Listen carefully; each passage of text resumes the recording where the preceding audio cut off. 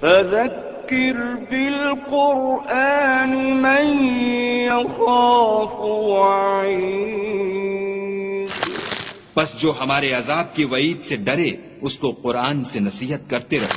اللہ اللہ اللہ اللہ اللہ۔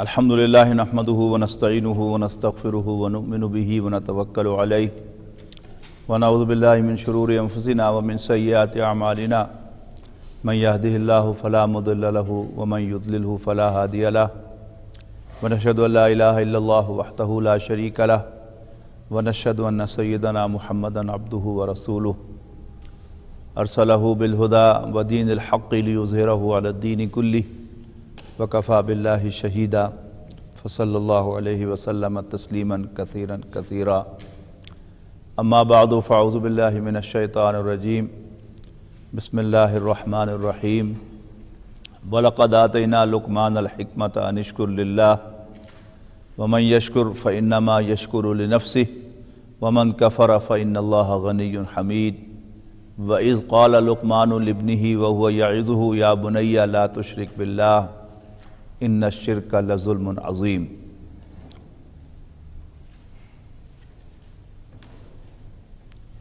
حضرت لقمان کے حوالے سے ہم پڑھ رہے تھے حقیقت شرک۔ پچھلی نشست میں آپ کو یاد ہوگا کہ حضرت لقمان کے حوالے سے قرآن مجید میں حکمت اور دانائی کے بنیادی اصول بیان ہوئے، اور ان کی سب سے پہلی نصیحت اپنے بیٹے کو یہ ہے کہ بیٹا اللہ کے ساتھ کسی کو شریک نہ بنانا، یقیناً شرک کرنا بہت بڑی زیادتی ہے، بہت بڑی ناانصافی ہے۔ ظلم کے بالکل لفظی معنی جو ہیں وہ تو ہیں وضع الشیء فی غیر محلہ، کسی چیز کو اس کے اصل مقام سے ہٹا کر کسی اور جگہ رکھنا۔ لیکن اردو محاورے میں بھی اور عربی محاورے میں بھی یہ لفظ جو ہے یہ زیادتی کے لیے اور ناانصافی کے لیے استعمال ہوتا ہے۔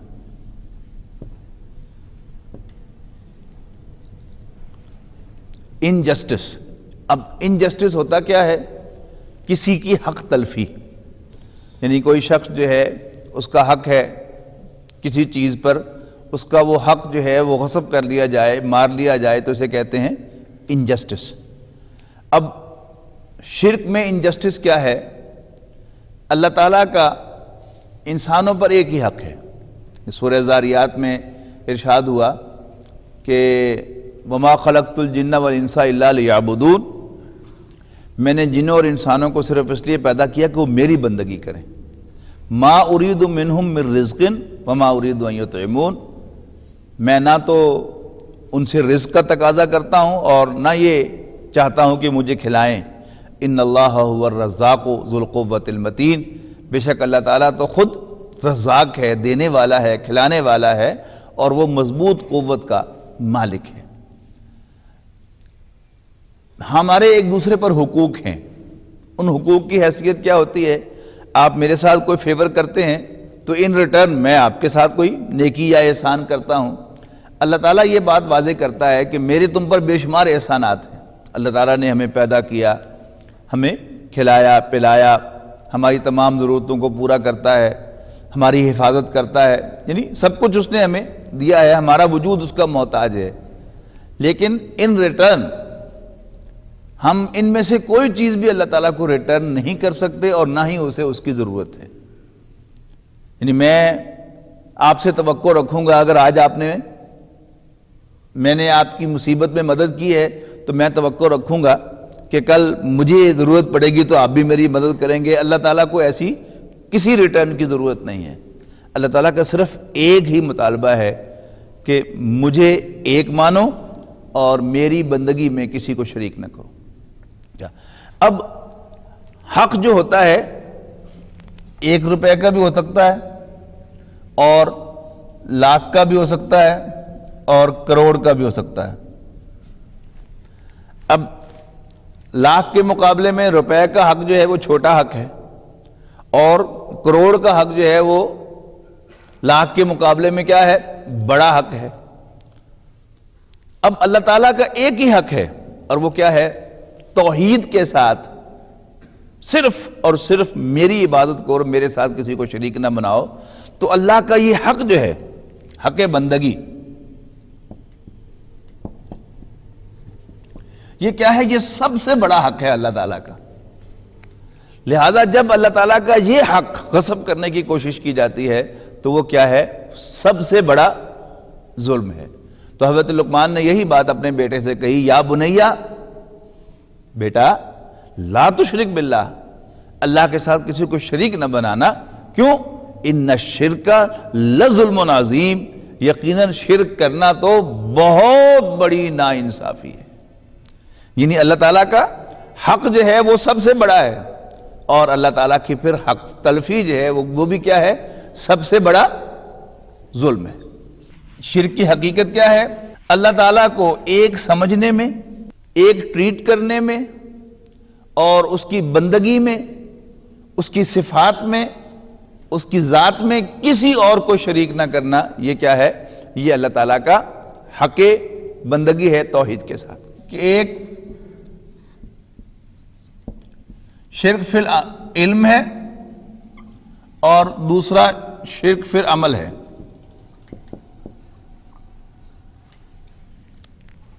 پھر شرک فی العلم جو ہے اس کی ہم نے فردر ڈویژن کی تھی، وہ کیا تھی؟ شرک فی الذات، اور دوسرا تھا شرک فی الصفات۔ شرک فی الذات کیا تھا؟ اللہ تعالیٰ کی ذات میں کسی کو شریک بنانا۔ اس کا مطلب ہم نے کیا سمجھا تھا؟ کہ وہ کیمسٹری میں ہوتا نا کہ ہائیڈروجن پلس آکسیجن یہ کیا ہے؟ یہ H2O پانی بن گیا، یعنی ان سے یہ چیز بنی۔ تو آپ یوں سمجھیے کہ توحید فی ذات کیا ہے؟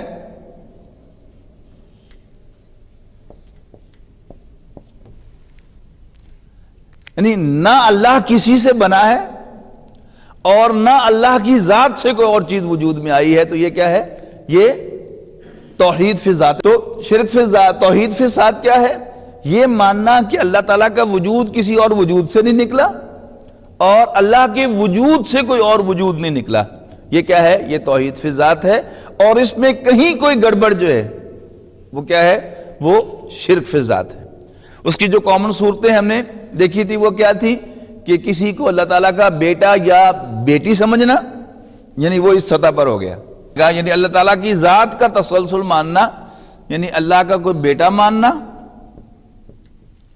یا اللہ کی کوئی بیٹی ماننا۔ ایک تو یہ شکل ہے، یعنی باقاعدہ کوئی لیونگ بینگ، جیسے ہمارے ہاں اولاد ہوتی ہے ایسے ہی اللہ تعالیٰ کی کوئی اولاد مان لینا، ایک تو یہ صورت ہے۔ تو یہ بھی کیا ہے؟ یہ شرک فی ذات ہے۔ دوسری صورتیں ہم نے کیا پڑھی تھی؟ یہ فلسفیکل جتنے بھی مذاہب ہیں ان کے اندر پائی جاتی ہیں، گریک میتھولوجی کے بعض شیڈز میں اور ہندوازم کے بعض شیڈ میں، اور اس کی مختلف شکلیں ہیں۔ کسی نے تو یہ کہا کہ یہ کائنات جو ہے یہ اللہ تعالیٰ ہی کے وجود کا تسلسل ہے، یعنی ٹو سٹارٹ ود اللہ تھا، اب اللہ تعالیٰ نے اس کائنات کی شکل اختیار کر لی ہے، اسے پینتھیزم کہتے ہیں۔ یہ بھی کیا ہے؟ یہ شرک فی ذات ہے۔ یا بعض لوگوں نے یہ کہا کہ جی اللہ بھی قدیم ہے اور مادہ بھی قدیم ہے، اللہ اور مادے کے کمبینیشن سے یہ کائنات وجود میں آ گئی، جیسے پانی اور چینی کو ملا دیں تو کیا بن جاتا ہے؟ چینی کا سولوشن بن جاتا ہے، محلول بن جاتا ہے، اس کے ہر قطرے کے اندر پانی بھی ہے، چینی بھی ہے۔ تو اس کائنات کے بھی ہر ذرے میں مادہ بھی ہے اور معاذ اللہ اس کے ساتھ خدا بھی ہے، یہ بھی اللہ تعالیٰ کی ذات میں شریک کرنے کے مترادف ہے۔ پھر کئیوں نے کہا کہ اس کی حیثیت جو ہے وہ بیج اور درخت کسی ہے، کہ جیسے بیج کے اندر درخت موجود ہوتا ہے، بیج پھٹتا ہے تو اس کے بعد درخت نمودار ہو جاتا ہے، اب بیج کا وجود باقی نہیں رہتا۔ پھر بعض صورتیں جو ایسی کیا ہیں کہ انہوں نے متعین شخصیتوں کو اللہ تعالیٰ کا انکارنیٹ مان لیا کہ اللہ تعالیٰ ان شکلوں کے اندر ظاہر ہوا ہے، یعنی گاڈ انکارنیٹس مانا گیا۔ وہ بھی کیا ہے؟ وہ اللہ تعالیٰ کے ساتھ شریک کرنے کی ایک صورت ہے۔ اس کے بعد پھر ہم نے پڑھا تھا شرک فی الصفات۔ اللہ تعالیٰ کی ذات کو تو ہم جانتے نہیں کہ وہ کیسا ہے، وہ تو ہمارے خیال سے بہت دور بہت دور بہت دور ہے۔ اللہ تعالیٰ نے اپنے آپ کو متعارف کرایا ہے صفات سے، لیکن صفات کے لیے جو الفاظ استعمال ہوئے ہیں وہ ہیومن ہیں، یعنی بیسیکلی اردو ہو، پنجابی ہو، عربی ہو، انگریزی ہو، یہ کیا ہے؟ یہ ہیومن لینگویجز ہیں۔ اس کے سارے ایکسپریشنز، اس کی ساری ویکیبلری کیا ہے؟ ہیومن ہے۔ تو اللہ تعالیٰ نے اسی ویکیبلری میں اپنا تعارف کروایا ہے، تو اس میں ایک کنفیوژن جو ہے، اس کا اندیشہ جو ہے موجود ہے۔ اس کے لیے ہم نے 3 چیزیں جو ہیں وہ ذہن میں رکھی تھی کہ اگر ان 3 کا لحاظ رکھا جائے تو پھر اس میں شرک کا امکان ختم ہو جاتا ہے باوجود لفظی اشتراک کے۔ وہ کیا تھی؟ یعنی اگر ہم یہاں پر اللہ تعالیٰ کی صفات رکھیں اور یہاں پر غیر اللہ کی صفات رکھیں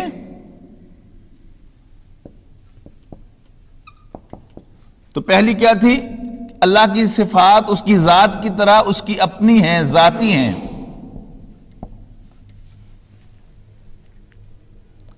کسی اور کی دی ہوئی نہیں ہے، جبکہ غیر اللہ کی تمام صفات وہ کیا ہیں؟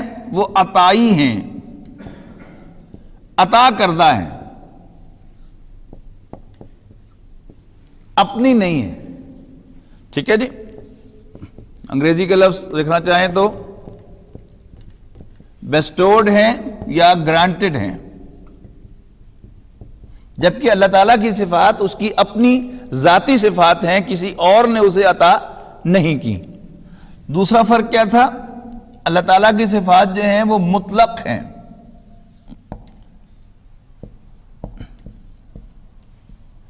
ایبسولوٹ ہیں، جبکہ غیر اللہ کی صفات کیا ہے؟ ایبسولوٹ ہی کے مقابلے میں آئنسٹائن نے لفظ کیا استعمال کیا ہے؟ ریلیٹو۔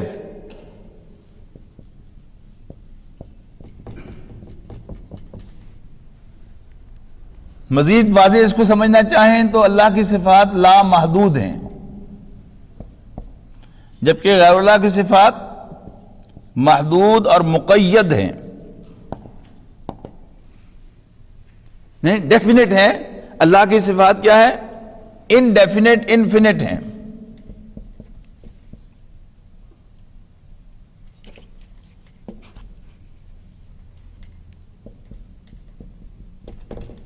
جبکہ غیر اللہ کی صفات جو ہیں کیا ہیں؟ یہ فینٹ ہیں۔ تیسرا فرق جو ہے وہ کیا تھا؟ اللہ تعالیٰ کی صفات جو ہیں وہ قدیم ہیں۔ قدیم کا مطلب کیا ہے؟ پرانا مراد نہیں، اس سے یہ عربی کی اصطلاح ہے since ever forever۔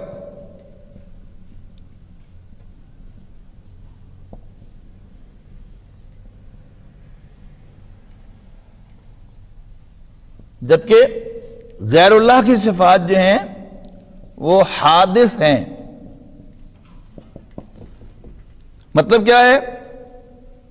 جب ہیں سو ہیں،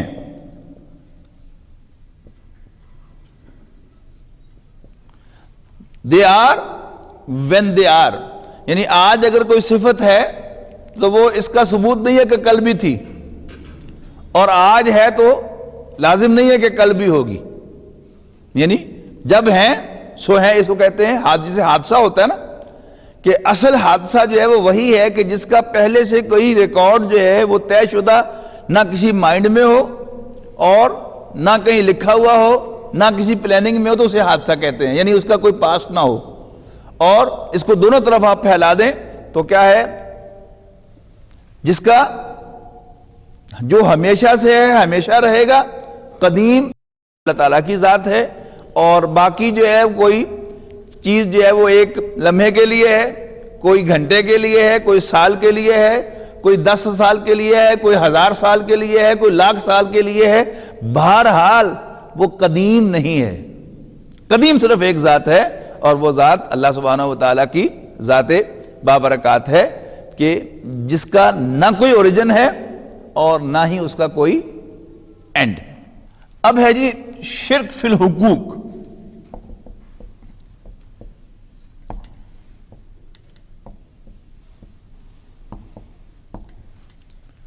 اور چونکہ اللہ تعالیٰ نے خود بیان کر دیا کہ میرے حقوق نہیں، میرا صرف ایک حق ہے، اور وہ کیا ہے؟ عبادت. لہذا یہ کیا ہے؟ شرک فی العبادت.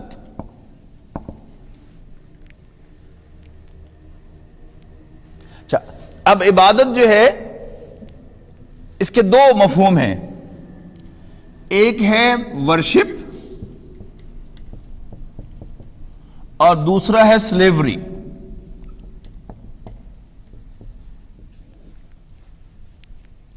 ان دونوں کے اعتبار سے اب ہم دیکھیں گے کہ توحید کا راستہ جو ہے وہ کون سا ہے.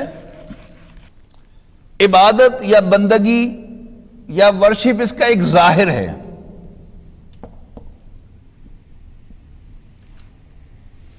ظاہر کیا ہے؟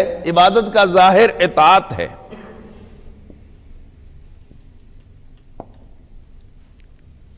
آپ کا کوئی نوکر ہے، وہ زبانی بے شک جتنا مرضی کہتا رہے کہ نوکر تاڑا خادم کادا، ثابت کیسے ہوگا کہ وہ واقعی آپ کا خادم ہے یا آپ کا نوکر ہے؟ کہ آپ اس کو جو کہیں وہ کرے، پھر اسے کہنے کی ضرورت نہیں کہ میں خادم تاڑا. یعنی جب آپ کا ہر حکم وہ مان رہا ہوگا تو ہر دیکھنے والے کو پتا چلے گا کہ یہ آپ کا خادم ہے، آپ کا نوکر ہے، اس لیے کہ آپ کی ہر بات مانتا ہے. تو اللہ تعالیٰ کی بندگی ظاہر کیسے ہوگی؟ اطاعت سے ہوگی. جو بھی اللہ کی مرضی کے مطابق موو کرتا ہوا نظر آئے گا وہ کیا ہے؟ وہ اللہ کا غلام دکھے گا. اور جو اللہ کی مرضی کے مطابق موو کرتا ہوا نظر نہیں آئے گا، اللہ تعالیٰ کے احکام کی خلاف ورزی کرتا ہوا نظر آئے گا، وہ اللہ کا بندہ نہیں دیکھے گا. تو یہ کیا ہے؟ یہ عبادت کا ظاہر ہے اطاعت. البتہ اطاعت میں شرک کیا ہے، توحید کیا ہے، یہ ہمیں سارٹ آؤٹ کرنا پڑے گا.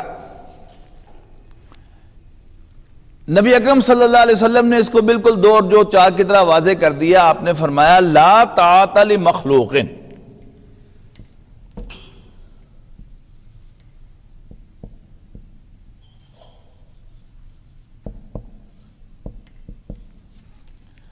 فی معصیت الخالق.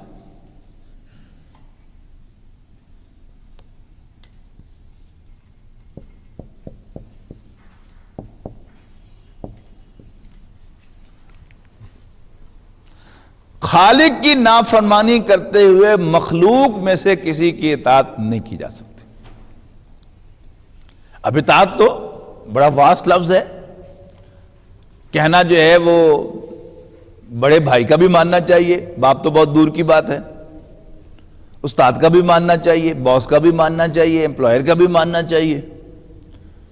تو جیسے وہ ایک کنفیوژن تھا نا شرک فی صفات کے اندر کے الفاظ وہی تھے، تو یہاں بھی کیا معاملہ ہے کہ کہنا تو بہرحال انسان زندگی میں بہت سے لوگوں کو مانتا ہے، اولاد کی بھی مانتا ہے، بیوی کی بھی مانتا ہے.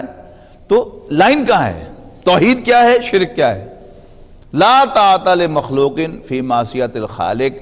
مخلوق کی اطاعت نہیں ہو سکتی. یعنی لفظی ترجمہ ہو گیا تھا لا الہ الا اللہ، بالکل یہ وہی کنسٹرکشن ہے. لا الہ لا طاعت، there is no obedience of anyone from creatures disobeying the creator. یعنی خالق کی نافرمانی کرتے ہوئے مخلوق میں سے کسی کی اطاعت نہیں کی جا سکتی. اسی میں ایک اور ذہن میں رکھیے گا، جب اطاعت کا ذکر آتا ہے تو اللہ تعالیٰ کیونکہ خود آ کر حکم نہیں دیتا، تو اللہ تعالیٰ کا حکم کس کے ذریعے سے پہنچتا ہے؟ اللہ کے رسول کے ذریعے سے پہنچتا ہے. تو یہاں پر جب اطاعت کا معاملہ ہوتا ہے تو اللہ رسول اور مسلمانوں کا امام بھی،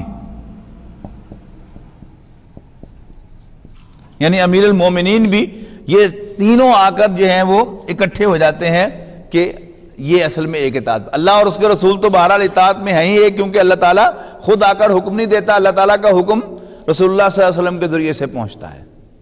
اور اس کے بعد مسلمانوں کا امام امیر المومنین جو ہے اس کی اطاعت جو ہے وہ بھی لازم ہے. لیکن امیر المومنین بھی جب اللہ اور اس کے رسول کے کسی واضح حکم کے خلاف اطاعت کا حکم دے گا تو پھر اس کی اطاعت بھی نہیں کی جائے گی۔ تو یہ کیا ہے؟ یہ توحید کا تقاضا ہے۔ اور شرک کیا ہے؟ اللہ کے اس مقام پر، یعنی اطاعت اللہ کا حق ہے، یعنی اللہ تعالیٰ کی اطاعت کے دائرے کے اندر آپ جس کی مرضی مان لیں، لیکن اللہ تعالیٰ کی اطاعت کے دائرے میں سے نکل کر آپ مخلوق میں سے، اللہ تعالیٰ ہی کے بنائے ہوئے بندوں میں سے کسی اور کی اطاعت نہیں کر سکتے۔ whosoever، یہاں تک کہ مسلمانوں کا امیر جو ہے وہ بھی اگر کسی حرام کام کے کرنے کا حکم دے گا تو امت پر اس کی اطاعت نہ کرنا بھی لازم ہو جائے گا۔ ٹھیک ہے جی؟ اس کے بعد ہے جی عبادت کی روح۔ عبادت کی روح جو ہے وہ محبت ہے۔ سب سے زیادہ محبت بھی اللہ تعالیٰ ہی سے کرنی چاہیے۔ اب یہاں بھی محبت جو کیا ہے، اللہ تعالیٰ نے خود ہمارے دلوں میں محبتیں ڈالی ہیں۔ اولاد کی محبت ڈالی ہے کہ نہیں ڈالی؟ بیوی کی محبت ڈالی ہے، پھر مال کی محبت ڈالی ہے، دنیا کی محبت ڈالی ہے۔ اب یہ تمام محبتیں جو ہیں اگر اللہ تعالیٰ کی محبت کے تابع ہوں تو ویل، اور اگر اللہ تعالیٰ کی محبت نیچے رہ جائے اور اس پر کوئی اور محبت جو ہے وہ فائق ہو جائے تو پھر اس میں شرک کی حدود کے اندر ہم داخل ہو جائیں گے۔ اچھا، اب چونکہ ہمارے ہاں جو صوفیاء کرام ہیں وہ چونکہ یعنی روح جو ہے اس کا درس دینے والے ہیں، لہذا وہ تو لا الہ الا اللہ کی تعریف ہی کرتے ہیں، لا محبوب الا اللہ۔ صوفی یہاں کے ہاں لا الہ الا اللہ کی تعریف کیا ہے، کہا ترجمہ کیا ہے؟ لا محبوب الا اللہ، کہ اللہ کے سوا کوئی محبت کے لائق نہیں ہے۔ اچھا، اب جیسے اطاعت کے اندر پورا ایک ہم نے 3 پڑھے تھے نا، اللہ کی اطاعت، اللہ کے رسول کی اطاعت اور مسلمانوں کے امام کی اطاعت۔ اسی طرح محبت کے اندر بھی قرآن مجید کے اندر بڑی واضح آیت موجود ہے، سورہ توبہ کی آیت نمبر 24 ہے، قُلْ إِنْ كَانَ آبَاؤُكُمْ وَأَبْنَاؤُكُمْ وَإِخْوَانُكُمْ وَأَزْوَاجُكُمْ وَعَشِيرَتُكُمْ وَأَمْوَالٌ اقْتَرَفْتُمُوهَا وَتِجَارَةٌ تَخْشَوْنَ كَسَادَهَا وَمَسَاكِنُ تَرْضَوْنَهَا أَحَبَّ إِلَيْكُم مِّنَ اللَّهِ وَرَسُولِهِ وَجِهَادٍ فِي سَبِيلِهِ فَتَرَبَّصُوا حَتَّى يَأْتِيَ اللَّهُ بِأَمْرِهِ وَاللَّهُ لَا يَهْدِي الْقَوْمَ الْفَاسِقِينَ۔ ڈاکٹر سارم صاحب استاد محترم رحمہ اللہ وہ اس آیت کو ترازو قرار دیا کرتے تھے کہ یہ ایک ترازو ہے کہ جو تم اپنے دلوں کے اندر نصب کر کے دیکھو، اس ترازو کے ایک پلڑے میں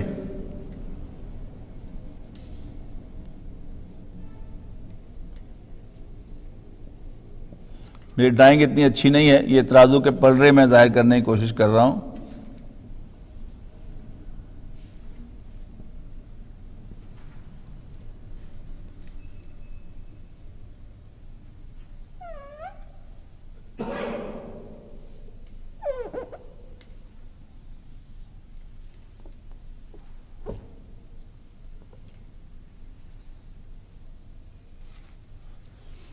اس ایک پلڑے میں کیا ہے؟ باپ، بیٹے، بھائی، بیویاں اور رشتہ دار، اور دنیا کا مال، کاروبار اور گھر۔ اگر تمہیں تمہارے باپ، تمہارے بیٹے، تمہارے بھائی، تمہاری بیویاں، تمہارے رشتہ دار، یہ کیا ہو گئے؟ دنیاوی رشتے ہو گئے، اور ساتھ یا وہ مال جو تم نے بڑی محنت سے کمایا ہے، یا وہ کاروبار جس کے مندہ پڑنے کا تمہیں خطرہ رہتا ہے، یا وہ گھر جو تم نے بڑے چاو سے بنائے ہیں۔ اگر تمہیں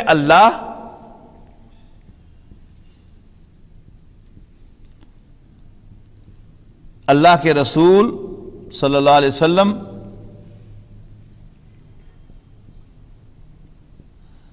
اور جہاد فی سبیل اللہ،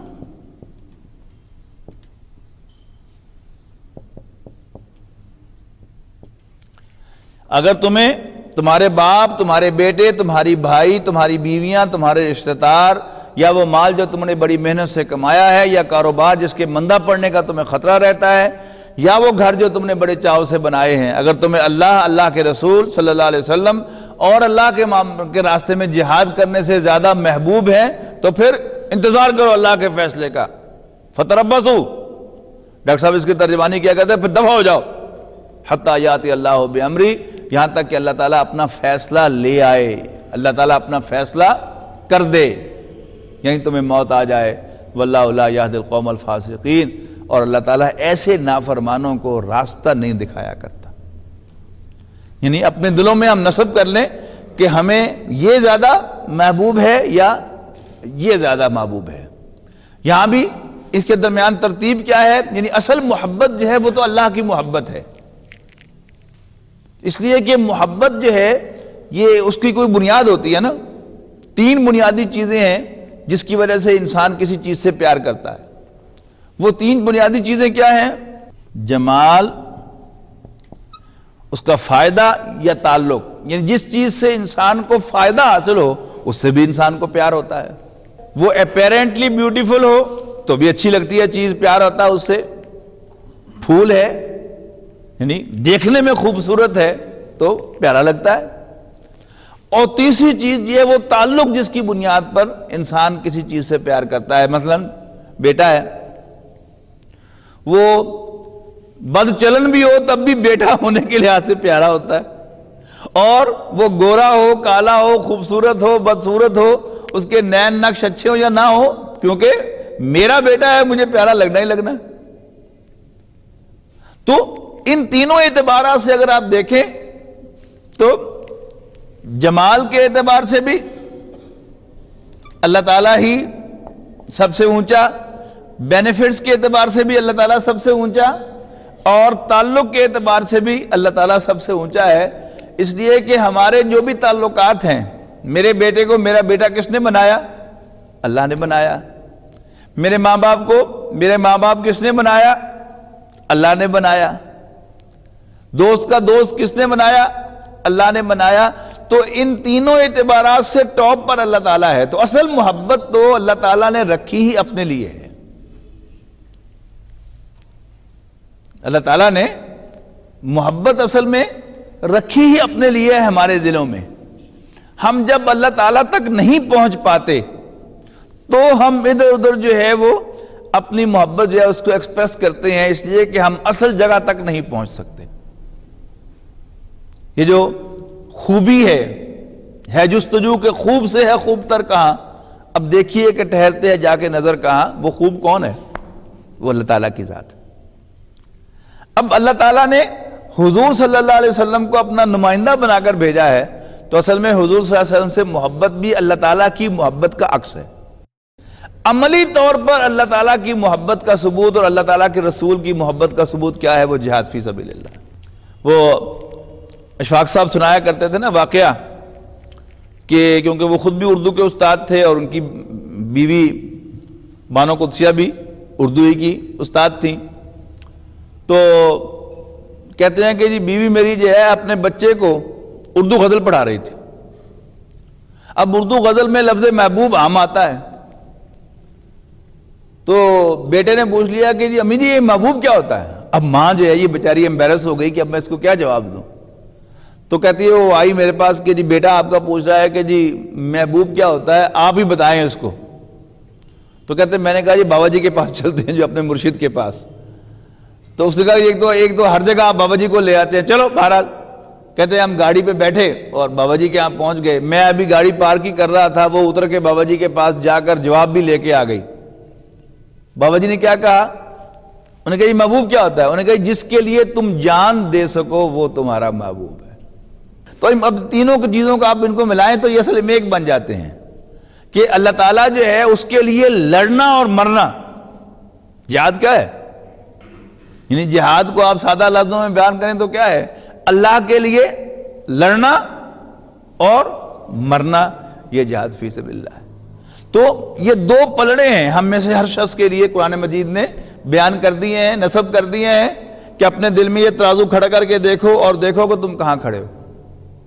ان کان آباؤکم و ابناؤکم، بڑی پر جلال آیت ہے، قرآن مجید کی جلال والی آیتوں میں سے ایک ہے کہ قل ان کان آباؤکم و ابناؤکم و اخوانکم و ازواجکم و عشیرتکم و اموال، ایک ایک چیز کو ایسے کوالیفائی کیا ہے، و اموال اقترفتموہا، اور جو وہ مال جو تم نے بڑی محنت سے کمایا ہے، و تجارت تخشون کسادہا، اور وہ کاروبار جس کی کساد بازاری کا مندہ پڑنے کا تمہیں خطرہ رہتا ہے، وہ مساکن ترضونہا، اور وہ گھر جو تم نے بڑے چاؤ سے بنائے، احب الیکم، اگر تمہیں محبوب تر ہیں، من اللہ و رسولہ صلی اللہ علیہ وسلم و جہاد فی سبیلہ فتربصوا، تو ہٹ جاؤ، پھر دور ہو جاؤ، حتی یاتی اللہ بامرہ، یہاں تک کہ اللہ تعالیٰ کا حکم آ جائے، یعنی تمہیں موت آ جائے، واللہ لا یہدی القوم الفاسقین، اور اللہ تعالیٰ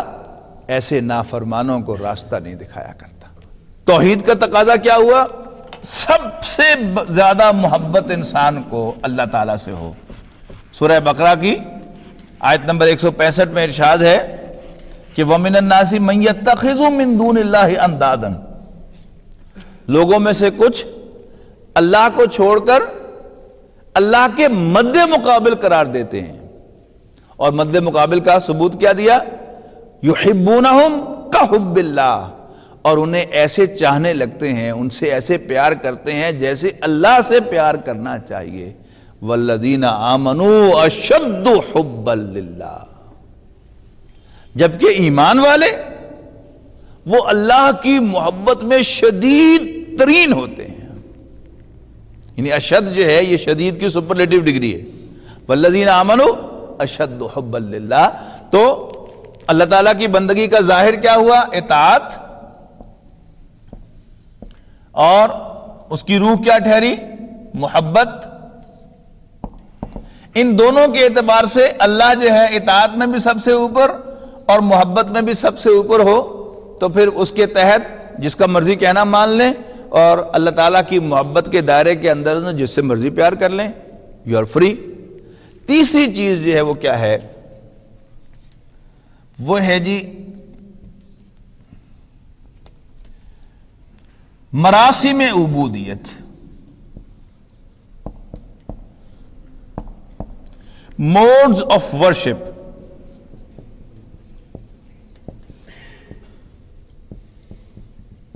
یعنی ہمیشہ سے کچھ ایکسپریشنز ایسے رہے ہیں جو ہمیشہ ورشپ کے لیے مخصوص رہے ہیں۔ وہ کیا ہے؟ سجدہ، رکوع،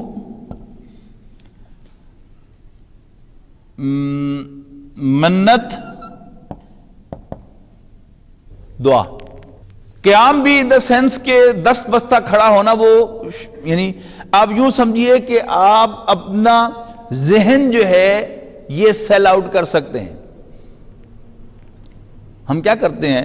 اپنی ذہنی صلاحیتیں بیچتے ہیں نا، تو سر جو ہے کسی کے سامنے جو ہے وہ رسپیکٹ میں جھکایا جا سکتا ہے، لیکن دل جو ہے یعنی دھڑ نہیں جھکایا جا سکتا۔ یعنی you can not be wholehearted for anyone other than اللہ۔ یہ دل جو ہے یہ اللہ کے سوا کسی اور کے سامنے نہیں جھک سکتا۔ دماغ یعنی سر جو ہے آپ ادب سے جھکا سکتے ہیں، دماغ سیل آؤٹ کر سکتے ہیں اس کی سروسز، لیکن دل جو ہے یہ صرف اور صرف اور صرف اللہ کے سامنے جھکنا چاہیے۔ اسی کا نام جو ہے وہ اخلاص ہے، یاد رکھیے گا۔ اخلاص کا انگریزی ترجمہ کیا کرتے ہیں آپ جی؟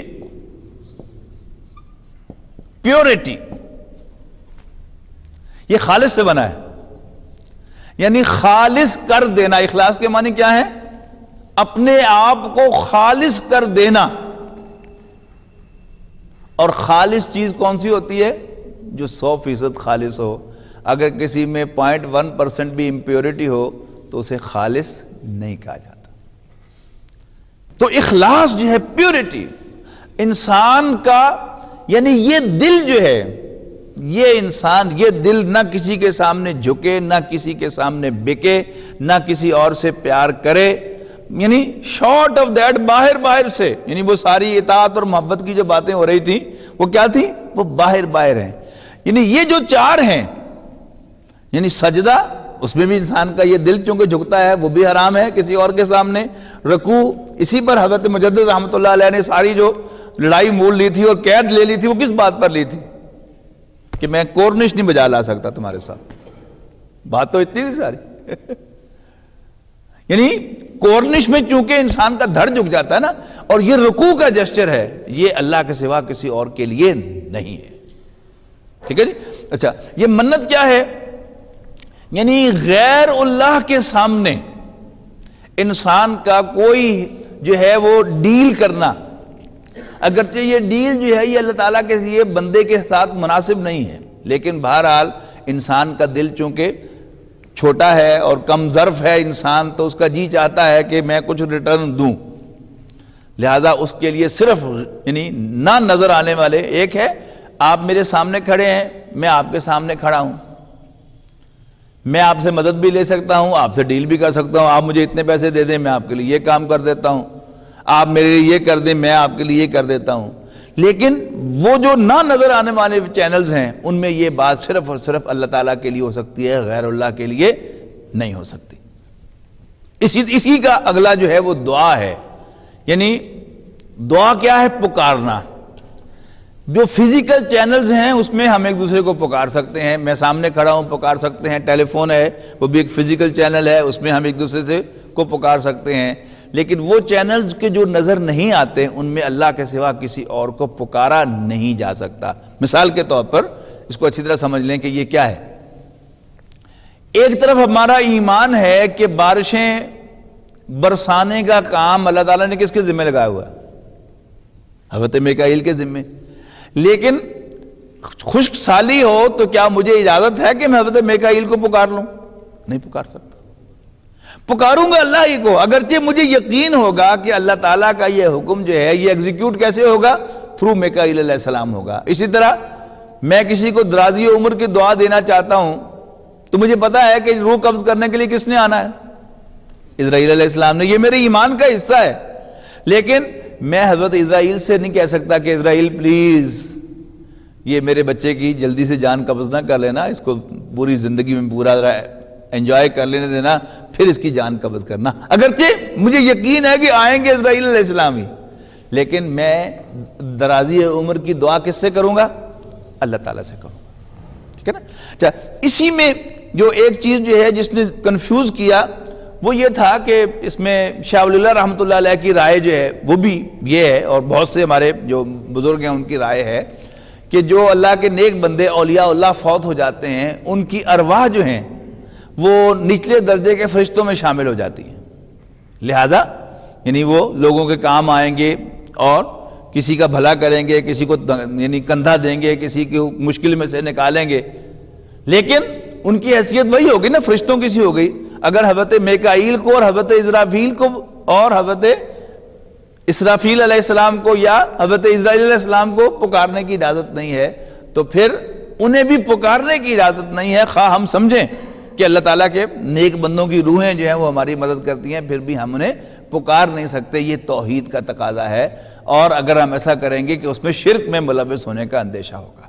باقی سامنے کھڑے ہیں، فزیکل چینلز ہیں، آپ ایک دوسرے سے مدد لے سکتے ہیں. لیکن یہاں بھی یاد رکھیے گا، یعنی حضرت علی رضی اللہ تعالیٰ عنہ سے حضور صلی اللہ علیہ وسلم نے فرمایا کہ تمہارے جوتے کا تسمہ بھی ٹوٹ جائے تو اللہ سے مانگنا. یہ کیا ہے؟ یہ حضور صلی اللہ علیہ وسلم کی تعلیم ہے، خودداری کی تعلیم، کہ انسان دوسروں پر ڈیپینڈ نہ کرے. لیکن جیسے اطاعت جو ہے وہ اللہ تعالیٰ کے اطاعت کے دائرے کے اندر ہو سکتی ہے، یعنی فزیکل چینلز میں ہم ایک دوسرے کو مدد کے لیے پکار سکتے ہیں. لیکن حضرت عبداللہ ابن عباس رضی اللہ تعالیٰ، بڑی خوبصورت حدیث ہے کہ حضرت عبداللہ ابن عباس بھی حضرت علی کی طرح حضور صلی اللہ علیہ وسلم کے کزن تھے. سمجھ گئے نا آپ؟ یعنی حضرت عباس بھی حضور کے چچا ہیں، ابو طالب بھی حضور کے چچا ہیں. تو ابو طالب کے بیٹے حضرت علی وہ کون ہو گئے؟ وہ بھی چچا زاد بھائی ٹھہرے حضور صلی اللہ علیہ وسلم کے، اضافی طور پر وہ داماد بھی ہیں. لیکن عبداللہ ابن عباس کیا ہے؟ حضرت عباس کے بیٹے ہیں، لہذا وہ بھی حضور صلی اللہ علیہ وسلم کے چچا زاد بھائی ہیں. یہ عمر ان کی بہت چھوٹی تھی، یعنی حضور صلی اللہ علیہ وسلم کا جب وصال ہوا ہے تو حضرت عبداللہ بن عباس کی عمر 14 سال تھی. پھر بہت طویل عرصے تک یہ زندہ رہے ہیں۔ قرآن مجید کے تفسیر کا علم جو ہے سب سے زیادہ صحابہ کرام میں سے حضرت عبداللہ ابن عباس ہی کے ذریعے سے یہ پھیلا ہے سارا، اور حضور نے ان کے لیے دعا کی تھی کہ اللہم فقہہ فی الدین، کہ اللہ اس بچے کو دین کی سمجھ عطا فرما۔ تو وہ فرماتے ہیں کہ ایک مرتبہ میں حضور صلی اللہ علیہ وسلم کے ساتھ ان کی سواری پر بیٹھا تھا، یعنی سواری پر آگے حضور صلی اللہ علیہ وسلم تھے اور پیچھے میں تھا، تو آپ نے میری طرف اپنا چہرہ مبارک پھیر کر فرمایا کہ یا غلام، لڑکے، بچے، انی اعلمک بکلمات، میں تمہیں کچھ باتیں تعلیم دیتا ہوں، تلقین کرتا ہوں۔ احفظ اللہ یحفظک، تو اللہ کو یاد رکھ، اللہ تجھے یاد رکھے گا۔ احفظ اللہ تجدہ امامک، تو اللہ کو یاد رکھ، اللہ کو اپنے سامنے پائے گا۔ اذا سألت فاسأل اللہ، جب بھی سوال کرنا ہو، جب بھی مانگنا ہو، اللہ سے مانگنا۔ وَإِذَا اسْتَعَنْتَ فَاسْتَعِنْ بِاللَّهِ، فَاسْتَعِنْ بِاللَّهِ، اور جب بھی مدد طلب کرنی ہو اللہ سے مدد طلب کرنا۔ اور یاد رکھنا، اگر سب لوگ جمع ہو جائیں تمہارا کوئی بھلا کرنے کے لیے تو تمہارا کچھ نہیں بنا سکے گی مگر اتنا جتنا اللہ نے تمہارے لیے لکھا ہے، اور اگر سب لوگ جمع ہو جائیں تمہارا نقصان کرنے کے لیے تو تمہارا کوئی نقصان نہیں کر سکیں گے مگر جتنا اللہ نے تمہارے لیے لکھا ہے۔ رفعت الاقلام وجفت الصحف، قلم اٹھائے جا چکے اور صحیفے خشک ہو گئے، یعنی بند ہو گئے۔ اللہ تعالیٰ نے جو فیصلے کرنے تھے وہ کر دیے، تمہیں وہی ملنا ہے جو اللہ نے تمہارے لیے لکھا ہے۔ تو غیر اللہ سے مدد مانگنا، یعنی فزیکل چینل میں مدد مانگنے کی اجازت ہے، لیکن اس پہ بھی اگر آپ اس میں ایک انداز اپنا جو ہے وہ بدلنے کی کوشش کریں، اگرچہ الاؤڈ ہے کہ اللہ کے سوا کسی اور سے مدد نہیں مانگنی، یعنی جی نہ چاہے کسی اور سے مانگنے کو۔ وہ جو حضرت ابراہیم علیہ السلام کی سنت کا لیول تو بہت اونچا ہے نا، یاد ہے نا آپ کو بتایا تھا میں نے کہ حضرت ابراہیم علیہ السلام جب آگ میں ڈالے جا رہے تھے تو حضرت جبرائیل علیہ السلام آ گئے آفر کر کے کہ میں ہیلپ یو، تو انہوں نے کہا کہ جی میرے رب کو پتہ ہے نا میرا کہ میں کس کنڈیشن میں ہوں۔ تو حضرت جبرائیل نے کہا یہ شور، انہوں نے کہا جا پھر تو اپنا کام کر یعنی میرا رب میرے لیے کافی ہے۔ اب جتنا انسان کو اللہ تعالیٰ پر یقین ہوتا چلا جائے گا اس کا رفتہ رفتہ جی نہیں جائے گا کہ وہ مشکل وقت میں کسی فزیکل چینل میں بھی کسی کو پکارے، لیکن فزیکل چینلز میں کسی کو پکارنے کی، کسی سے مدد لینے کی اجازت موجود ہے۔ البتہ جو میٹا فزیکل چینلز ہیں جو نظر نہیں آتے ان میں پکارنے کی اجازت نہیں ہے، خواہ آپ کو یقین ہی کیوں نہ ہو کہ مجھے فلاں سورس سے اللہ تعالیٰ جو ہے وہ دے گا۔ میکائیل علیہ السلام جو ہے وہ حکم دے گا میکائیل علیہ السلام کو کہ تم بارش برساؤ، اور حضرت میکائیل علیہ السلام بھی بادلوں کو لے کے آئیں گے اور بارش برسائیں گے، پھر بھی مجھے حضرت میکائیل کو پکارنے کی اجازت نہیں ہے۔ تو یہ موڈز آف ورشپ جو ہیں، سجدہ کرنا، رکوع کرنا، منت مانگنا، اور میٹا فزیکل چینل میں، انویزیبل چینلز میں کسی کو پکارنا، دعا کرنا، مدد مانگنا، یہ کیا ہے؟ یہ چینلز، یہ موڈز آف ورشپ جو ہیں یہ خاص ہیں، اور جب انسان اپنے آپ کو اللہ تعالیٰ کے لیے خاص کر دیتا ہے، خالص کر دیتا ہے، تو اسی کا نام پھر اخلاص ہے۔ اور سورہ اخلاص کو سورہ اخلاص کیوں کہتے ہیں؟ قل هو اللہ احد اللہ الصمد، کہہ دو کہ اللہ بس ایک ہے اور وہ بے نیاز ہے۔ بے نیاز کیا ہے؟ انڈیپینڈنٹ ہے، وہ کسی پر ڈیپینڈنٹ نہیں ہے۔ اب یہ جو بات ہے نا کھلانے کی، وہ جو آیت میں نے آپ کو سنائی سورہ ذاریات کی کہ اللہ تو خود کھلاتا ہے اور مضبوط قوت کا مالک ہے۔ اللہ تعالیٰ خود کھلاتا ہے، مضبوط قوت کا مالک ہے۔ اب انہی دونوں چیزوں کی جب انسان میں کنفیوژن پیدا ہوتا ہے تو انسان شرک کے راستے کھولتا ہے۔ یعنی اللہ تعالیٰ مضبوط قوت کا مالک ہے، اللہ تعالیٰ کو کیا سمجھا لوگوں نے؟ بادشاہ سمجھا۔ بادشاہ بڑے سے بڑا ہو، اس کے اپنے پاس کوئی طاقت ہوتی ہے؟ نہیں۔ اس کی طاقت کیا ہوتی ہے؟ آج کے دور میں کہیے تو آرمڈ فورسز اور پیرا ملٹری فورسز جو ہیں، جو اس کی طاقت کا اصل سورس ہوتی ہے۔ اس کی حفاظت کون کرتا ہے؟ پولیس کرتی ہے، کمانڈوز کرتے ہیں۔ اللہ تعالیٰ کیا ہے؟ وہ مضبوط قوت کا مالک ہے، اس کو کسی کے سہارے کی ضرورت نہیں ہے، لہذا وہ کسی پر ڈیپینڈنٹ نہیں ہے۔ اب چونکہ کسی پر ڈیپینڈنٹ نہیں، کوئی ایسا نہیں جو اس کو آنکھ دکھا سکے۔ اب ہمارے جو وزیر اعظم ہوں، صدر ہوں، ان کی حفاظت کون کرتا ہے؟ آرم فورسز کرتی ہیں. اور جب آرمی چیف آنکھ دکھا دیتا ہے تو بڑے سے بڑا وزیر اعظم جو ہے وہ بھی جھاگ کی طرح بیٹھ جاتا ہے. کیوں بیٹھتا ہے؟ اس لیے کہ اس کی اپنی طاقت نہیں ہے. اللہ تعالیٰ کیا ہے؟ وہ از خود قوی ہے. ان اللہ لقوی عزیز، بے شک اللہ تعالیٰ قوی ہے، بالادست ہے. تو یہ ہے وہ کہ جو حضرت لقمان نے فرمایا اپنے بیٹے کو کہ یا بنیا لا تشرک باللہ، بیٹا اللہ کے ساتھ کسی کو شریک نہ بنانا.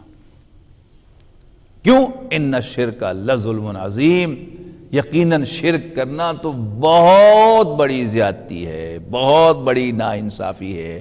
یعنی اللہ تعالیٰ کا حق توحید، حق عبادت سب سے بڑا حق ہے، اور اللہ تعالیٰ کا یہ حق چھیننا کیا ہے؟